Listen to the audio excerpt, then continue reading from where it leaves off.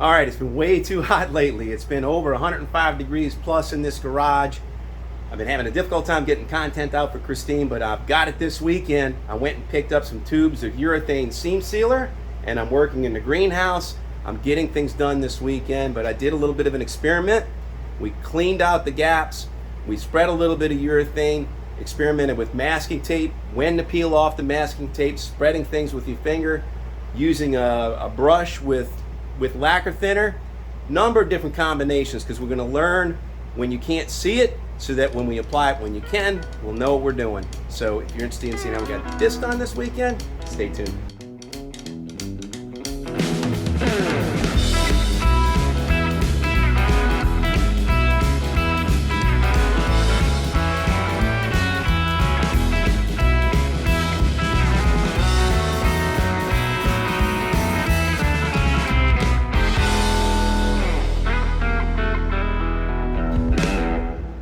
Welcome to Restoring Christine. Bill here, Christine, our 56 Bel Air. We're trucking along with our restoration. It's been a few weeks since I've been able to post something, and I'll tell you why. This has been the most crazy, ridiculous hot summer in my lifetime that I can ever remember. And I get in the garage, and it doesn't matter that I got my attic fan on. It doesn't matter that I have my air conditioner on, garage door open or closed. It gets to be like 110 degrees in this garage. It's just crazy. So I've been trying to work, trying to get things done. I can only work for like 30-45 minutes at a time in that heat, and I've just not been able to record anything and get any content out there. But I'm insisting this weekend. So what I decided to do is I decided to get out here at the crack of dawn. So I'm trying to beat the heat so I can get something done, record some content, show you guys what I've been doing, and keep it interesting. So what I'm going to do this week, I picked up several weeks ago, I picked up a couple of tubes of 3M urethane sealer. So this is body seam sealer, and it's been so long. I did this once on my Cutlass that I restored, but I don't even remember that. So I've looked at some other videos, and I've got some ideas for what I want to do, but I've decided I'm going to go ahead and I'm going to start doing this urethane seam sealer in places where the sun don't shine. I'm going to do it where you can't see it, so I can experiment with it before I get to places where you will see it, like on the firewall and in this drip rail at the top of the roof. And I'm not sure if this is going to be the right product for every different angle, but that's what I'm going to be working on this week. I'm going to try to beat the heat, and we're going to get this urethane seam sealer into some of the cracks and crevices on this body where it belongs, get it watertight. That's what this weekend's about, so here we go. So when I set out to start restoring Christine, I wasn't aware of how bad the floor was when I got started. When I pulled the carpet out, I found fiberglass, I found rust body braces underneath, and so I put in a brand new floor pan. And if that's what's in front of you and you're interested in seeing any information on that, I've got an unboxing video as episode number 19. And then the videos in between are when I cut it out, braced the car, got it up on blocks, and then episode number 30 is when I actually reinserted this floor pan. There's some videos after that show how I replaced both the inside and the outside rocker panels. So if any of that is in front of you and you got to deal with that, I'll put some links up here on the screen. So with this new floor pan, I had to repair my toe board, and the toe board has some patches. That was in the floor episode. But what I've just done just now is I went and grabbed my masking tape, so I just have some 3M blue masking tape, painter's tape. Put me down a couple of strips, left some of it open. I swept and vacuumed all on the inside of the car, and all this fleck that you see, that's all primer and polyester filler that is spattered on the inside of the car. This used to be a nice brand new looking black, but it's under carpet, so who cares? So what I'm trying to do right now is just see if we can experiment a little bit and see how we can manipulate this seam sealer. So I've got this 3M, what is this? Urethane seam sealer number 08362. Don't know if I've ever used it before. It's possible. I got this from Mike and Jerry's Paint Supply here in town, where I've been buying all my body filler and all my body stuff so far. Just asked them, hey, what have you got? They said, we got this. I said, I'll try it. And here we are. So this may or may not be the right product, but I'm pretty sure it'll do what I need to do for this, but it may not be the right product for everything we've got to do. But I'm going to go ahead and I'm going to puncture this. It's got a little aluminum foil cap on it. I'm going to puncture that, put the tip on, cut the tip, get my caulking gun. And what I've decided to do is I've got a little jar of lacquer thin or a little China bristle brush. And I'm going to go ahead and I'm going to brush over all of this stuff to make sure that I don't have anything that's going to interfere with the bond. So that's what I'm going to do. My habit is to usually put the video on hyperlapse and play some music in the background while you watch me work, but this isn't going to take very long to do this, to clean this and get this in shape. We'll just do this part that I can reach. I'm going to be half of a contortionist to work inside of the car. I'm sitting here like a school kid, my legs half crossed and who knows what. So that's just lacquer thinner in a jar. I use this little jar to shake up and clean my paint gun tips. Let me go ahead and get my caulking gun, get this punctured, and we can start throwing it down. I'm also going to get some gloves.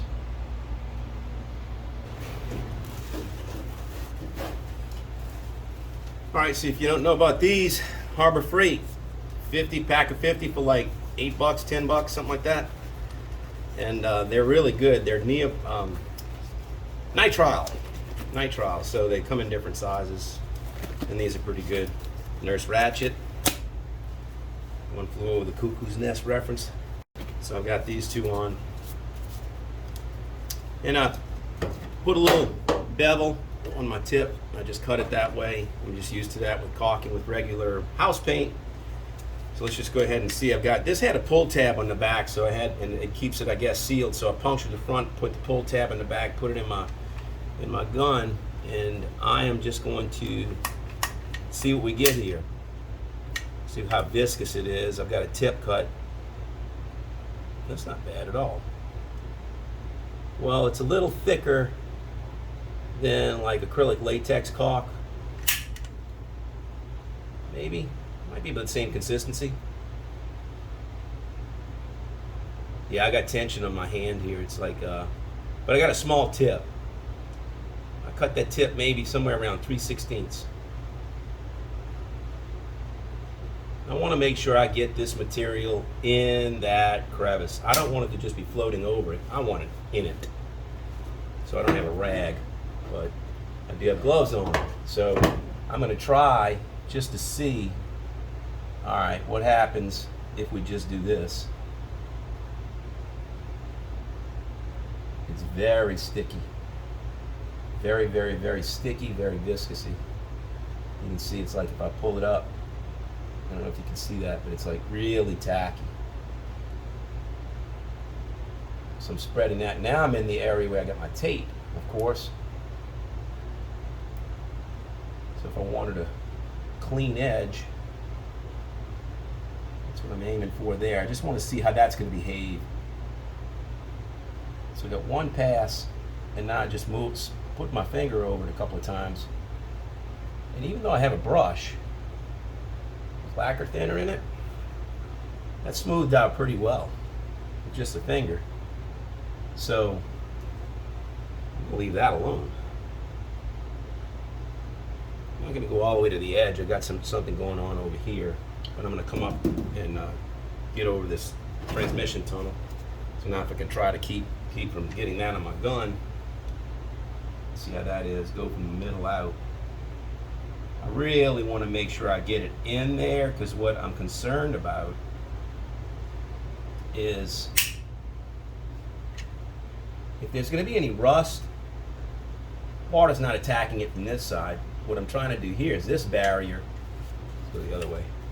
This barrier on this side is going to keep water from coming in and getting my carpets wet and ruining my interior, right?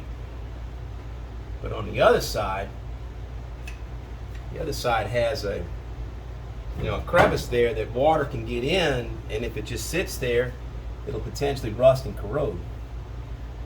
So what I should do is I should get on the outside and apply it there as well when I'm working on the firewall. So you'll notice, all right, so I just put a little bit of tape there because I just wanted to experiment with it. I just wanted to see. But now I'm just making sure I got it in this crevice here. Let's see how that goes. Not bad.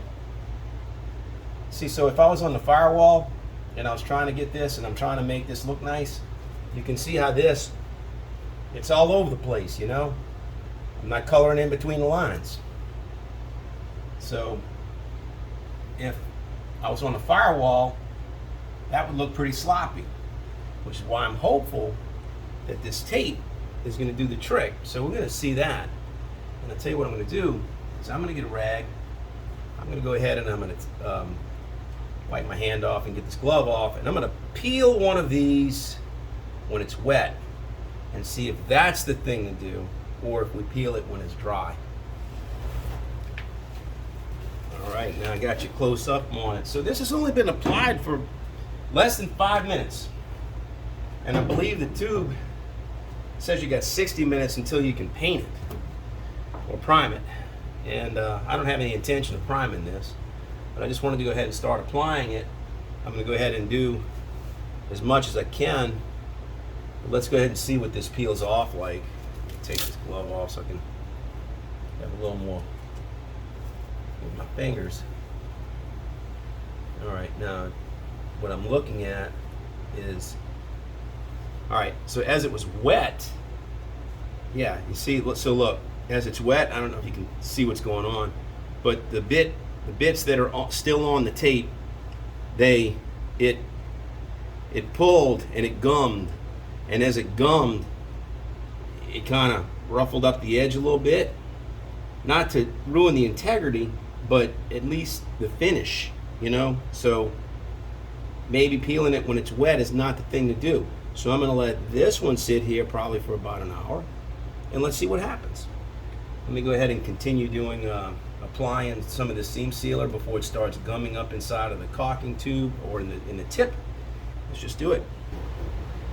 So on the driver's side, I'm not going to use any masking tape. That's my experiment over there. And the one part of my experiment that I didn't do was using this brush and some thinner, lacquer thinner, to test to see how, if I needed to like flow this out. But to be truthful with you, what I just saw just now, I think it spreads nicely. You know, I don't think I need to worry about that. So at least not this product, maybe another product. Seen some guys, I don't know if it's Sylvester's Customs or I don't know who I saw. You know all the culprits. They all do that.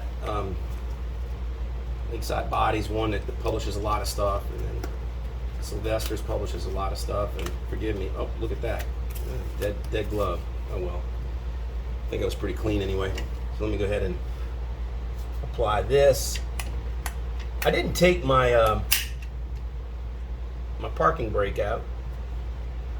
I was concerned that if I took it out, I might lose a part, or not remember how something went, or that I couldn't get a replacement or something. I don't know. You can get just about everything you need for these Tri-5s, huh? So I left it, and it's still dangling. I've got my clutch pedal and brake pedal still here. I was thinking about that earlier. I'm going to paint those after I paint the car. So I'm going to paint the car, and I'm going to come in here and I'm going to just touch this up with some black as I'm doing the interior. And I'm really still trying to figure out how the heck to do the paint. Because it's a two-tone car. The firewall is a body color.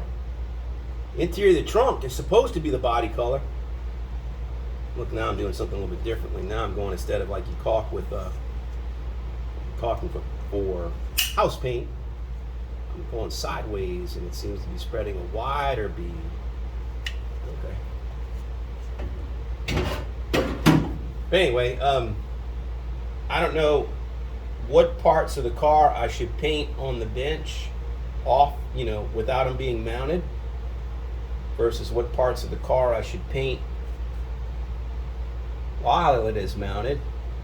So at a minimum, I'm planning on pulling off the fenders and the doors, and I'm going to do the cab, I'm going to do the greenhouse and everything, the firewall. I'm going to do all of that separately. I believe that means I go into the roof separately. I go into the roof as I'm doing this other stuff. So yeah, it's going to be an interesting trip. You know, just for giggles and grins, I'm going to go ahead and I'm going to take that brush and I'm experimenting. That's really what I'm doing. I mean, this is permanent, but I mean, I'm trying to learn something. So what I'm going to do is I'm going to take this brush and with a little bit of lacquer thinner and see. And I know it says do not use alcohol-based solvents or something like that on the cartridge, but you know, I just want to see. I don't want this to be like super wet. Just I want to see what it does. Does it cut it? Yeah, it definitely cuts it. So it's a solvent.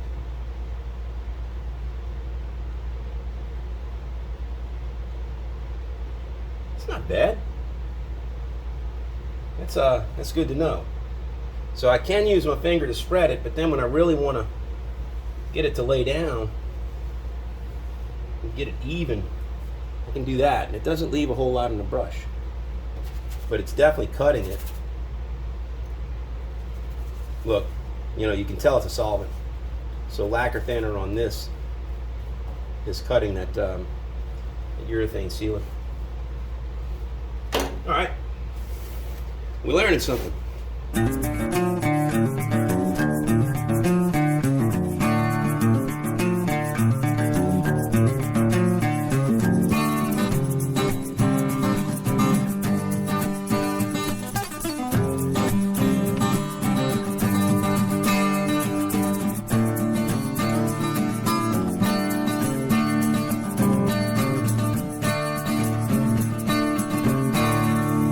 Okay, you saw I did the two wheel well areas. Back here it looks good. Did the passenger side, did the driver's side. Gooped it up pretty good bit in the corner there, in here and here. I don't want any water infiltrating, but let's go back to this now, to the front at the firewall. Well, I'm sorry, not at the firewall, where the toe board and the floor pan meet. So now I just want to feel, it's very hot. Now look, that's not even, it's tacky. It's tacky, but it's not leaving anything on my finger. So now let's see how this peels. All right, so where it's gooped. Oh yeah, look, it's even worse. Look at that. Look at that. It's even worse. Look at that, it's coming. Oh yeah. All right. So it left an edge, but it pried up the edge a little bit. I wasn't exactly as comfortable with that as I was with the first part. So what that tells me is that, I don't know, it's hot. So it's been maybe 30 minutes between putting that first pass at the toe board where I just peeled off that tape, and now, so maybe the thing is somewhere in between, you know, where it's like, it's not still wet, but it's definitely not cured. So if you're going to do the tape, I'm going to look up some more videos because I'm sure somebody else has already figured out this riddle. I don't have to figure it out for myself, but anyway, I just wanted to show you the experiment. So I tell you what, it's getting hot, and I think I got enough content to satisfy this one video. So let's go ahead and get this one out there, but let me wrap this up. All right, so we're not quite finished, but I think you get the gist of it. I'm going to go ahead and continue working. So again, this is the 3M 08362 urethane seam sealer, and that's what we use, and this is in the color gray. I figured out that I'm at least going to pick up a tube of black, and I'm going to jack this car up sooner or later, and when I'm doing undercoating, I'm going to go ahead and seam seal some of the floor brace beams. Floor beams? So I'm going to go ahead and get that done too at some later point, but we're getting close to painting her. I'm going to continue working with this, and then I'm going to continue doing the other little things that are difficult to video and just continue making progress. But anyway, I appreciate you guys sticking with me. If you're liking the videos, please give them a thumbs up, and if you're enjoying the channel, I'd love to have you along for the ride for a subscription. So until I see you next time, please take care of yourself. Cheers.